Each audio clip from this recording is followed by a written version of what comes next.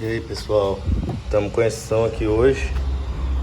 Foi instalado em outra loja aí e tá com alguns problemas que o dono quis que a gente olhasse.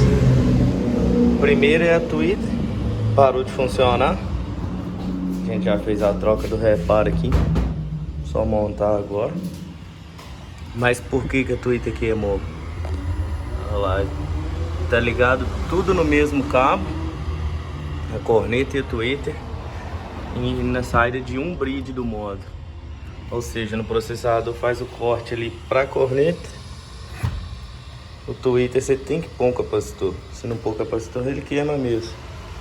Aí como tava sem capacitor, queimou. Aí aqui agora ou a gente põe um capacitor nele, ou faz uma fiação separada. Põe a corneta em um bridge do modo e o tweeter no outro bridge. Aí em cada saída do processador faz o corte diferente, individual. E vamos dar uma olhada também que essa corneta tá parando de funcionar. Eu acho que eu já vi o que é. Esses RCA aqui estão quebrando. Olha lá, tá dando mau contato. Vou dar uma conferida e já mostro pra vocês tocando. Aí o som já finalizado. Fizemos a troca aqui do RCA, que tava ruim, tava desligando a corneta toda hora. Agora ligamos separado, tweeter num bridge, corneta no outro. Passamos o RCA e separamos aqui também no processador, porque antes estava ligado junto e o tweeter teria que ficar com capacitor. E como não tava, queimou.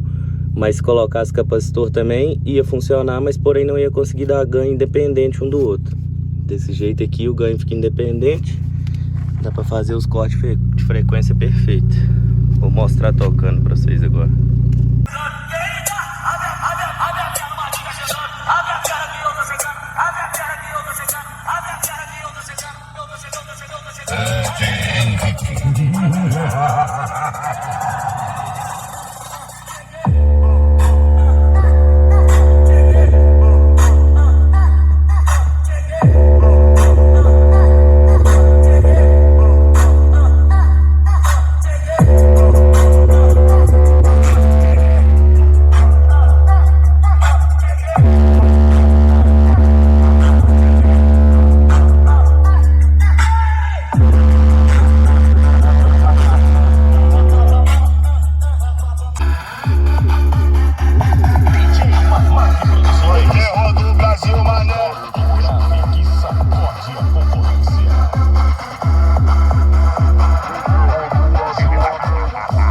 Agora fodeu, sacode a massa.